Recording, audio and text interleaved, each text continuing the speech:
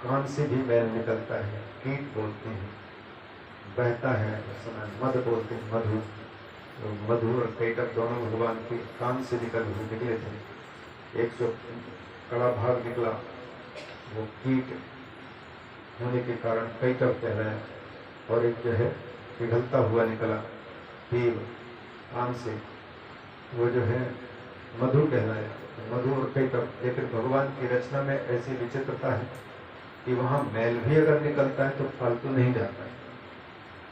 और यहाँ तक कि मनुष्यों के बाल में भी जुआ पड़ जाते हैं, भिक्षा लीक और जुए पड़ जाते हैं। क्या हमने कोई बीज बोए थे वहाँ पर? ये पैदा हो जाएगा, ये मैल से उत्पन्न हो जाएगा शरीर से।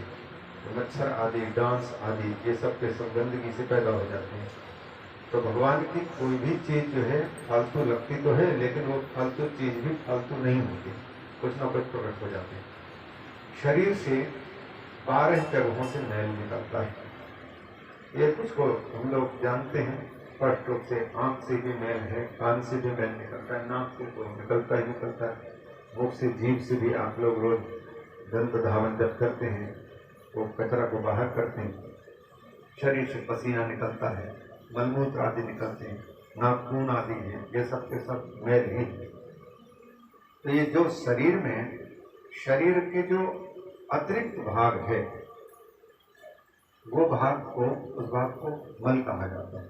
उसी प्रकार से महीनों में से थोड़ा थोड़ा अंश निकाला गया, निकलता निकलता 1 महीने का रूप धारण किया, तो उस महीने को भी मल से तैयार होने के कारण मलमास कहलाया, मलमास। अब जो सब महीनों के तो अलग अलग देवता हैं, और प्रत्येक महीने में एक संक्रांति आती है। जो राशियां हैं ना, मेष राशि, वृष राशि, मिथुन राशि, कर्क राशि, सिंह राशि, कन्या राशि, तुला राशि, वृश्चिक राशि, धनु राशि, मकर राशि, मीन राशि आदि होते जो हैं कुंभ, धनु आदि। तो ये प्रत्येक महीने में अलग अलग राशि में सूर्य भगवान रहते हैं, और 1 महीने रहते हैं।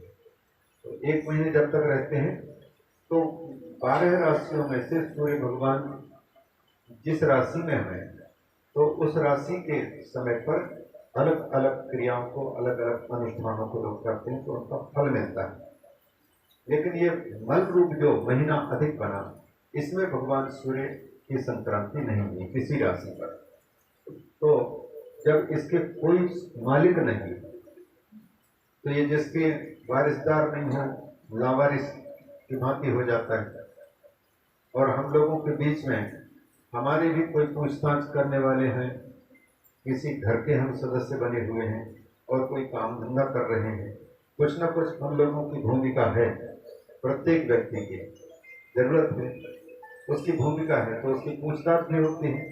और मान लो समाज में से कोई ऐसे व्यक्ति हो जाए जो किसी भी काम का नहीं रह गया, उसको जहां भी किसी काम में लगाने की कोशिश करेंगे वो कहेगा हमसे नहीं होगा, उसको जो भी काम बताएंगे नहीं, कहीं का नहीं है। तो वो किसी भी काम का नहीं आ रहा है, ना पति के काम में आया, ना फिर कोई अधिकारी बन पाया या कोई सर्विस कर पाया, ना समाज की कोई सेवा कर पा रहा है। तो लोग देखते हैं, जब सब लोगों को यह पता चल गया कि ये तो किसी काम का नहीं है, बेकाम, माने हिंदी में उसको निठल्ला शायद बोलते हैं और निकम्मा भी बोलते हैं। निकम्मा माने कोई कर्म नहीं करता, निष्कर्मा, कोई काम का नहीं है। तो निष्कम्मा, निठल्ला यदि व्यक्ति हो जाता है तो फिर उसकी पूछताछ भी बंद हो जाती है। अथवा निठल्ला निकम्मा नहीं है, उसके पास में, किसी के पास में बहुत धन है, बड़ा अधिकारी है, लेकिन समाज के व्यक्तियों में उनकी कोई पूछताछ नहीं। वो करोड़पति भले हो, लेकिन उसके करोड़ रुपए उसको सुखी नहीं कर सकते। समाज का एक भी व्यक्ति उनके साथ बातचीत करने को तैयार नहीं होगा। तो उसको सब कुछ होते हुए भी वो व्यक्ति सुखी नहीं हो पाता। वैसे ही मल मास को अन्य महीनों ने और अन्य समयों ने यह सोच करके कि इस पे तो कोई मालिक है नहीं, ये लावारिस है, तो इनकी उपेक्षा होने लगे। और जिस व्यक्ति की उपेक्षा होती है, समाज में कोई पहचान नहीं, कोई पूछताछ नहीं, तो वो व्यक्ति निराश होने लग जाता है। मैं क्या करूं, कहाँ जाऊं, किसी के सामने मुंह दिखाने लायक नहीं है। और हर व्यक्ति समाज में चाहता है कि हमारी कोई पूछ होनी चाहिए। चाहती है कुत्ते की पूछ नहीं, दूसरे पूछे। नहीं तो आप सोचेंगे कि महाराज हमको पूछ चाहिए, लेकिन जब कुत्ते की भी पूछ होती है, हनुमान जी की भी पूछ होती है, तो वैसे वाले पूछ नहीं जो लोगों से पूछना जानना होता है, वो पूछ सब लोग उसको चाहते हैं। लेकिन पूछ उसकी होती है जो भगवान के साथ में अपना नाता रिश्ता जोड़ के रखते हैं, तभी भगवान उसको समाज में पूछने लायक भी बना के रखते हैं। तो वैसे ही मलमास को देखा कि ये बिल्कुल किसी काम का नहीं, जितने भी धार्मिक कार्य हैं, अच्छे कार्य हैं, इसमें बंद हो गए। चाहे गृह निर्माण का कार्य हो, पूजा करने बोले नहीं भाई इस समय जो सूर्य भगवान किसी राशि पर नहीं है, इस समय पूजा देवताओं की हो नहीं सकती। उसी प्रकार से लग्न, क्षण, मुहूर्त, ये बिल्कुल सबके सब मलमास ने देखा कि मेरे आने पर कोई बिल्कुल सारे धार्मिक काम बंद कर दिए। मेरा इतना बड़ा तिरस्कार हो रहा, जैसे आप लोग आ रहे हैं और आपको देख करके कुछ जो है मुंह मोड़ लें, नहीं देखेंगे हम, यहाँ बंद लेते तो गांधारी की तरह पट्टी बांध लें, तो फिर कैसा लगेगा, आपका अपमान हुआ कि लगेगा। देखो हमको देखते ही उन्होंने जो है नाक में छिपोने लग गया, या तो फिर आंख में पट्टी बांध लें, देखना नहीं चाहते, इसका मतलब हम इतना तुच्छ हैं, ऐसा समझ लेगा वो। भगवान के सामने जाएं और भगवान के दर्शन करते समय आपके देखते देखते आप भगवान एकदम आंखें बंद कर लें, जैसे पूतना के सामने किया भगवान ने। तो कैसा लगा, फिर पूतना को लोगों ने विचार किया कि ये आंख क्यों बंद कर ली, भैया भगवान की तो कभी आंख बंद नहीं होती, मछली की आंख बंद नहीं होती और देवताओं की आंख बंद नहीं होती, उसी प्रकार से काल की भी आंख झपकती नहीं। काल की भी आंख झपकने लग जाए, समय भी कहे कि ये आप लोग संडे मंडे मनाते हैं तो हम भी संडे मना लें, समय अगर कहने लग जाए कि हम भी रुक जाएं, या तो फिर पवन देवता ही कह ले, अग्नि देवता ही शरीर में जो बैठे हुए वही कह दे, भाई आप लोग संडे मनाते हैं तो कम से कम हमको भी एक दिन के लिए संडे मनाने का अवसर दो। अग्निदेव कहे आज जो कुछ खाओगे पियोगे हम पचाएंगे नहीं, या जो कुछ बनाना है तो हम जलेंगे नहीं, तो फिर सारा काम बंद हो सकता है। इसलिए ये देवता अपने काम कभी बंद नहीं करते, आंखें इनकी कभी झपकती नहीं, इनको अनिमिष कहा जाता है, काल को भी अनिमिष। तो ऐसा भगवान के ये जो महीना है मल मास, उसने देखा कि हमारी बहुत उपेक्षा हो रही है।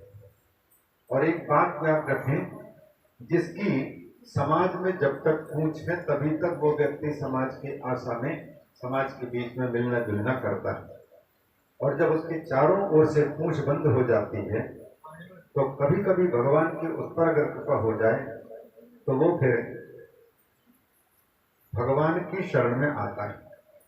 जिसका कोई नाथ है, घर में पूछताछ है, तो उन्हीं के भरोसे वो रहता है व्यक्ति। घर में खाने की सेवा करने वाले हैं, पूछने वाले हैं, तो उन्हीं के भरोसे हम लोग रहते हैं। लेकिन जब घर में भी हमारी पूछ बंद हो जाए और समाज में भी कोई पूछताछ करना करे और हम जो चाहते हैं वो कोई देने को तैयार ना हो, हम तब तक किसी से कुछ मांगते रहते हैं जब तक कोई व्यक्ति देने को तैयार है। जब हमको ये विश्वास हो जाएगा कि हमारी सहायता कोई नहीं करने वाले, सब तरह से अनाथ हो जाते हैं, तो फिर अनाथों को जगन्नाथ याद आते हैं।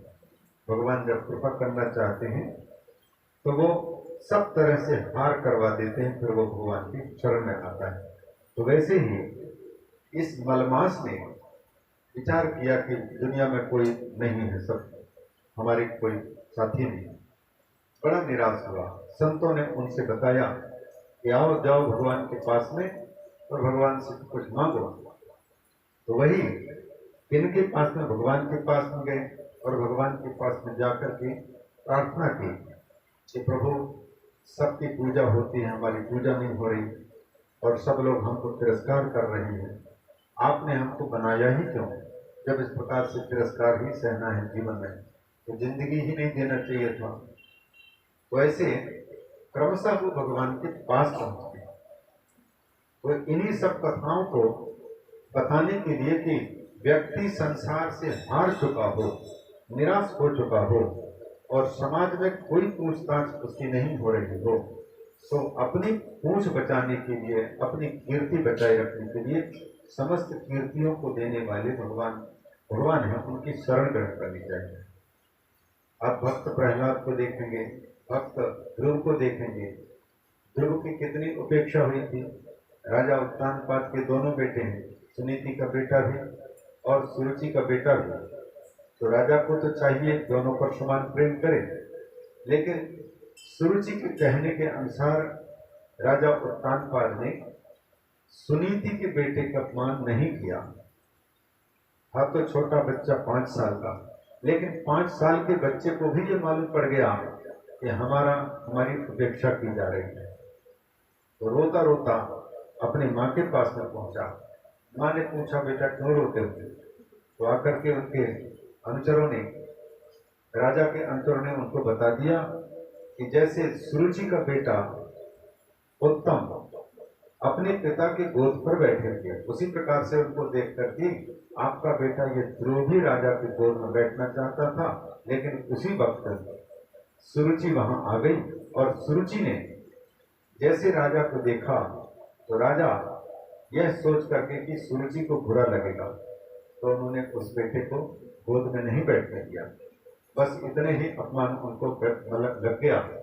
तो माँ के सामने जब राजा के आदमियों ने बता दिया, तो फिर माँ किस प्रकार से उनको समझाए। वो चाहती अगर तो कह सकती थी कि ये सुरुचि कौन होती है या राजा कौन होते हैं, क्या ये जैसे सुरुचि का बेटा है उत्तम, उसी प्रकार से सुनीति का बेटा भी क्या राजा का बेटा नहीं है?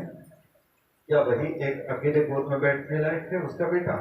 चलो मैं देखती हूँ कह करके और ले जा करके डांट तो फटकार कर सकती थी, लड़ झगड़ सकती थी, लेकिन ऐसा यदि करती तो बच्चे के अंदर में लड़ने झगड़ने के भी संस्कार जम जाते हैं।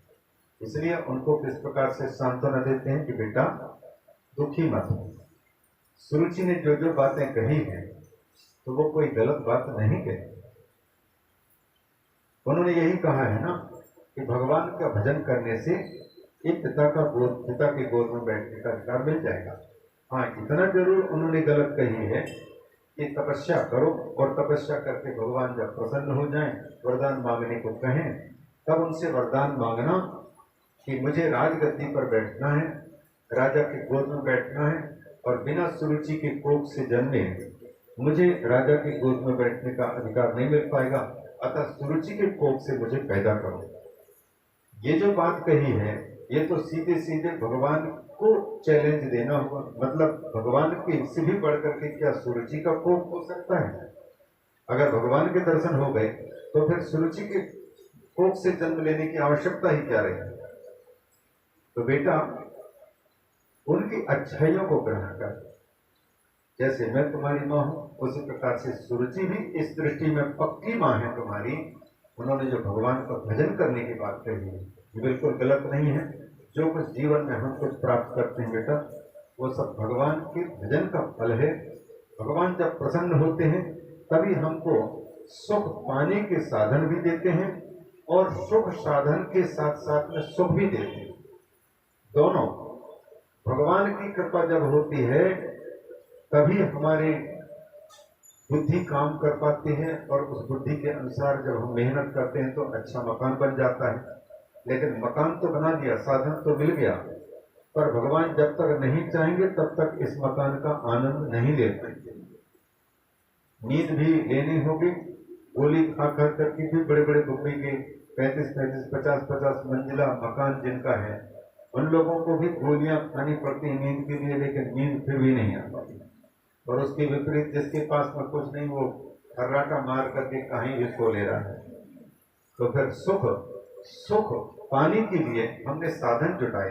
कई बार ऐसा होता है कि हमारा अपना अनुभव है, फर्स्ट क्लास में भी यात्रा, कभी सेकंड क्लास में भी ट्रेन में यात्रा होती, थर्ड क्लास में भी, कभी स्लीपर में भी, और कई बार जनरल डिब्बे में भी, कई बार बाथरूम के पास में खड़े होकर के 24 घंटे भी यात्रा करनी पड़ जाती है। कई बार ऐसे भी मौका आए कि टीटीआई से बचने के लिए बाथरूम में घुस करके समय बिताने की जरूरत पड़ जाती है। तो ये स्थितियां भी होती हैं। अब इन सुख सुविधाओं को देख करके फर्स्ट क्लास में भी यात्रा कर रहे हैं, लेकिन यात्रा करने पर हम चाहेंगे कि ठीक समय पर नींद आ जाए और ठीक समय पर नींद खुल जाए और हम भरपूर स्फूर्ति प्राप्त कर सकें। वो भगवान के हाथ में है, हम लोगों के हाथ में नहीं। कितना भी आप फर्स्ट क्लास में बैठे होंगे, लेकिन आराम जो पाना चाहते हैं, नींद आ जाए जो चाहते हैं, वो नहीं हो पाए। तो सुख जो है, सुख के साधन का मिलना और सुख का मिलना, ये दोनों भगवान की कृपा से। साधन का मिलना, साधन कदाचित हम परिश्रम करके पा भी लें, लेकिन साधन का उपयोग हम ही कर पाएंगे और हमको उस साधन से सुख मिलेगा, ये निश्चित रूप से कहा नहीं जा सकता। हम 1 करोड़ रुपए कमा करके रख ले रहे हैं, ठीक है, लेकिन जरूरी नहीं है कि हम 1 करोड़ रुपए का लाभ हम ही, मैंने उस कमाई का उपयोग हम कर पाएंगे, इसकी कोई गारंटी नहीं। तो कभी भी तो माता समझाती हैं बालक से, बेटा भगवान का भजन करने की बात जो सुरुचि ने कही, तो भले उसने सवतिया डाह के कारण कही हो, लेकिन ये बात उन्होंने ठीक कही। अब माँ क्योंकि गुरुओं में पहली गुरु कहलाती है, माँ जैसा चाहे बच्चे को वैसा ढाल सकती है। इसलिए माँ को अगर अपने बच्चों को अच्छे संस्कार देना है तो फिर या तो आचरण है या वाणी है। वाणी का उतना असर तब पड़ता है जब हमारे आचरण में खुद हो, और बच्चे को हम अपने अनुकूल, हमारे कहना माने, हमको सुख पहुंचाने वाला हमको पुत्र प्राप्त हो, ऐसा यदि चाहते हैं तो पहले से ही चाहिए कि हम अपने पेट को पवित्र करें, मन को और तन को पवित्र करें। तन पवित्र रहेगा तो स्वस्थ बालक या संतान होंगे, और मन पवित्र होगा तो बालक की विचारधारा, संतानों की विचारधारा शुद्ध होगी, संतान की प्राप्ति के लिए। तो ये तो प्रसंगांतर ज्यादा लंबा हो जाएगा। बालक ध्रुव को मां समझाती, अब क्योंकि मां ने जन्म दिया है और एकमात्र मां को ही बालक सबसे नजदीक पहले जानता है, मां के ही मुख से पहली बार शब्द सुनता है, और जैसा शब्द सुनता है वैसे ही उसकी बोली निकलती है, वैसे ही संस्कार उसके बनते हैं। माता से दूसरे नंबर पर पिता से सीखता है, और तीसरे नंबर पर सगे संबंधी या गुरुजनों के पास में स्कूल कॉलेज में जाकर फिर समाज भी सिखाता है, जैसा समाज है वैसा ही आदमी ढलता है। तो पहले गुरु है माँ। माँ चाहे तो बालक को भगवान बना दे, माँ चाहे तो बालक को हैवान बना दे, शैतान बना दे, वो माँ के ऊपर निर्भर करता है। इसलिए माँ को पहले सुनीति की तरह पवित्र आत्मा बनना चाहिए।